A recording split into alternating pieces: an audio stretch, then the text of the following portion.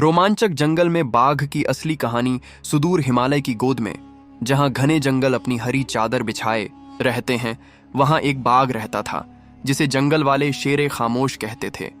उसका नाम था जफर। जफर कोई साधारण बाघ नहीं था।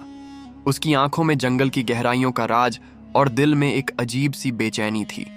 उसका रंग सुनहरा, धारियां काली और चाल ऐसी कि पत्तों की सरसराहट भी ना हो। मगर जफर की कहानी सिर्फ शिकार और दहाड़ की नहीं थी।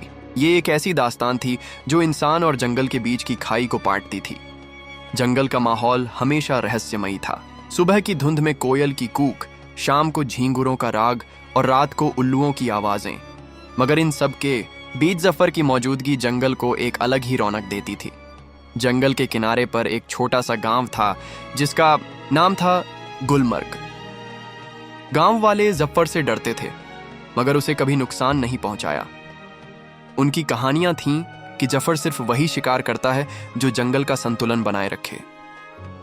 एक दिन की बात है जब गुलमर्ग में हलचल मच गई। गांव का एक नौजवान यूसुफ, जो अपनी बकरियों को जंगल के पास चराने ले जाता था, लापता हो गया। यूसुफ का बाप हाजी सलीम गांव में सबको इकट्ठा करके रोने लगा। मेरा बेटा वो जंगल में गया था, शायद बाघ ने उसे। उसकी बात पूरी होने से पहले गांव वाले हथियार उठाने लगे। जफर को मारना होगा, एक ने कहा। वो खूंखार है, दूसरा चिल्लाया। मगर गांव की बुजुर्ग दादी अम्मा, जिन्हें सब बीबी जान कहते थे, ने हाथ उठाकर सबको चुप कराया। जफर कोई खूंखार नहीं, वो जंगल का रखवाला है। अगर यूसुफ को कुछ हुआ तो पहले सच जानो। हथियार उठाने से पहले अक्ल से काम लो। बीबी जान की बात में वजन था। गांव वालों ने फैसला किया कि पहले जंगल में यूसुफ को ढूंढा जाए। उधर जंगल की गहराइयों में जफर अपनी मांद में था। उसकी मांद एक पुरानी गुफा थी जिसके पास एक छोटा सा झरना बहता था। उस दिन जफर शिकार पर नहीं गया था। उसकी नजरें जंगल के उस हिस्से पर थीं जहां से इंसानों की आवाजें आ रही थीं। जफर को इंसानों से कोई खास लगाव नहीं था, मगर वो उनसे बेवजह टकराव भी नहीं चाहता था। तभी उसे एक अजीब सी गंध मिली। ये गंध न शिकार की थी न जंगल की। वो धीरे धीरे उस गंध का पीछा करने लगा। कुछ दूर चलने पर जफर को एक नौजवान दिखा जो एक पेड़ के नीचे बेहोश पड़ा था। ये यूसुफ था। उसका पैर एक जाल में फंसा था जो शिकारियों ने बिछाया था। खून बह रहा था और उसका चेहरा पीला पड़ चुका था। जफर ने आसपास देखा, कोई नहीं था।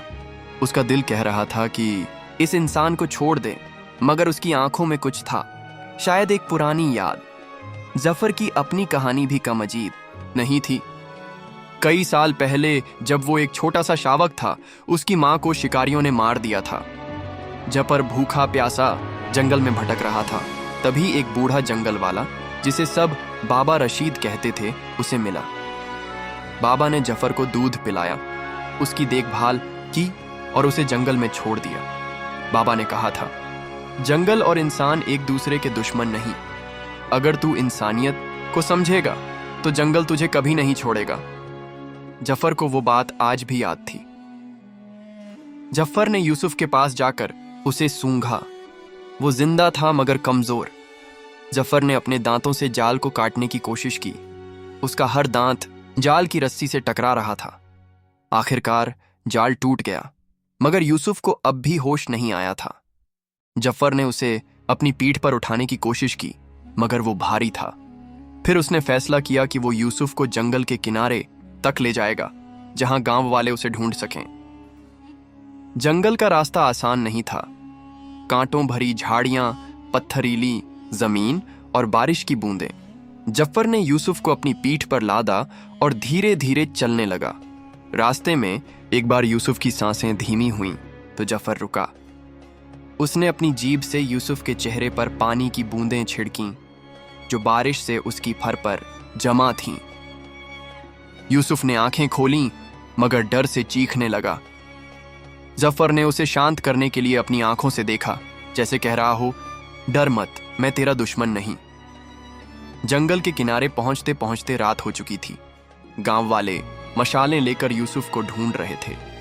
जब उन्होंने जफर को यूसुफ को लाते देखा तो सबके होश उड़ गए।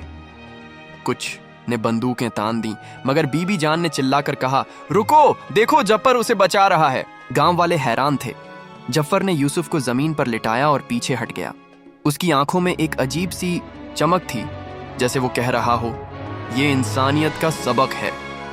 यूसुफ को गांव ले जाया गया। उसका इलाज हुआ और वो ठीक हो गया। गांव वालों ने जफर की कहानी को हर तरफ फैलाया। कुछ ने कहा कि जफर में बाबा रशीद की रूह बसती है, कुछ ने उसे जंगल का फरिश्ता कहा, मगर जफर वही था, शेर खामोश, जो जंगल की गहराइयों में अपनी जिंदगी जीता था। इस घटना के बाद गांव और जंगल के बीच एक नया रिश्ता बना। गांव वालों ने जंगल को नुकसान पहुंचाना बंद कर दिया। उन्होंने शिकारियों के जाल हटाए और जंगल को बचाने की कसम खाई। जफर कभी कभी जंगल के किनारे दिखता, अपनी सुनहरी आंखों से गांव को देखता, जैसे कह रहा हो, इंसानियत और जंगल एक दूसरे के बिना अधूरे हैं। कहानी का सबक यही था कि इंसान और प्रकृति के बीच का रिश्ता दुश्मनी का नहीं, दोस्ती का होना चाहिए। जफर ने सिखाया कि इंसानियत सिर्फ इंसानों के लिए नहीं, बल्कि हर जीव के लिए है। और शायद यही वजह थी कि जंगल की हर सांस में जफर की दहाड़ गूंजती थी, खामोशी से, मगर गहरे अर्थ के साथ, नदी के